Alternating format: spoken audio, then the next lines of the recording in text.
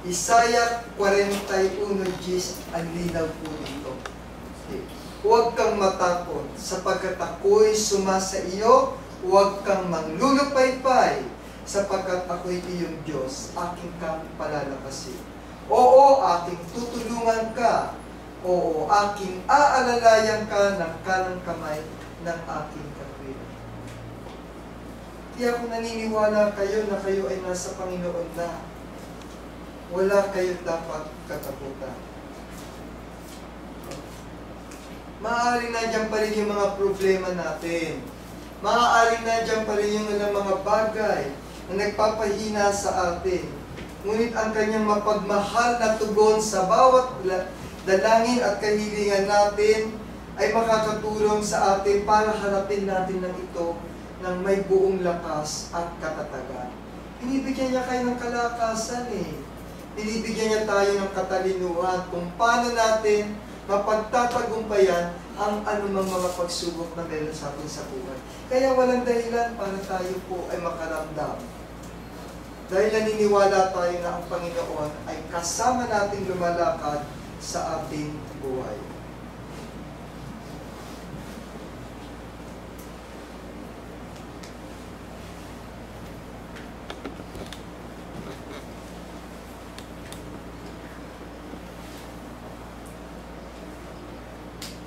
Kaya po kuminsan nakakalungkot po na kung saan ay napakarami na tumatalikod sa ating Panginoon. Pero ito na po yung mga panahon. Nakakaranas tayo ng mga kahirapan sa buhay. Iba't ibang suliranin sa ating gobyerno, sa iba't ibang bansa. Ito yung tamang panahon na kung saan dapat ang bawat isa ay magpakatatag. Okay? Nang sa gayon, ang pinakamainam na proteksyon na dapat natin maramdaman ay ang patuloy na magkaroon tayo ng presensya ng Banal na Espiritu Santo. Yung bang lagi natin ipanalangin, gaano kadalas ang inyong pagtawag o pagkikipag-communicate sa ating Panginoon? Once a day lang o ano? How frequent we are saying our prayers, our requests, our thanks with our God. Ganun kadalas tayo lumalapit sa ating Panginoon. Lagi po natin tatandaan, anuman ang ating mga pinagdadaanan sa ating buhay sa ngayon, kung patuloy tayong naghahanap sa Diyos, kailanman hindi po tayo malayo na hindi tayo niya titignan. Ang Panginoon ang siyang nagdadala sa atin pabalik. At nagagalak siya kapag tayo ay nagiging masunurin sa Kanya. At kung tayo ay nasa Kanya, tandaan po nito, gagamitin niya lahat ang kanyang pag-ibig upang punan ang anumang mga pagkukulang, disappointment, o anumang mga karamdaman na ating tinatamaan. Surrender everything to our God. And that is the importance of our message for today. Kaya po kapag kayong kinonsidered mo yung ating emptiness as biyaya, tandaan po ninyo, huwag yung po titignan sa negatibong aspeto lagi, yung mga nararamdaman nating emptiness or depression sa buhay. Ang lagi po ninyong iisipin, ang emptiness po na to ay isang biyaya sa buhay upang ang bawat isa sa atin ay lalong lumapit sa ating Panginoon. Siya lamang ang makapagpapalit ng emptiness ng buo at pupunan niya ang lahat ng mga kakulangan sa ating mga buhay. At tayo'y mananatili hanggang sa huli.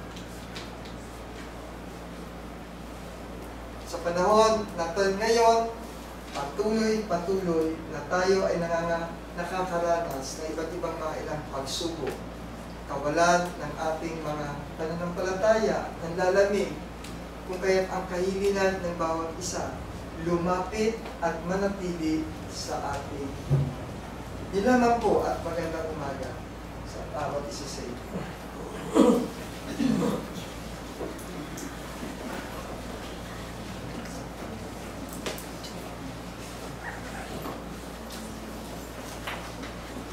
po sa mensahe na ipinadala at ipinahagi sa atin ng ating mga marana si Brother Nelson sa umaga na ito. Tayo po ay dumako sa pagpuputol-putol ng tinapay at pagsunod sa saro na kung saan pinakasentro ng ating gawain sa umaga ito. Tayo po ay umabot sa hymn number 296.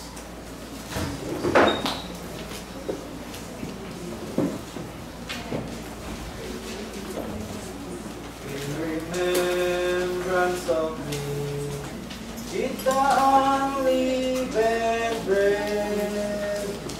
Ready? Sing. In remembrance of me, eat the unleavened bread.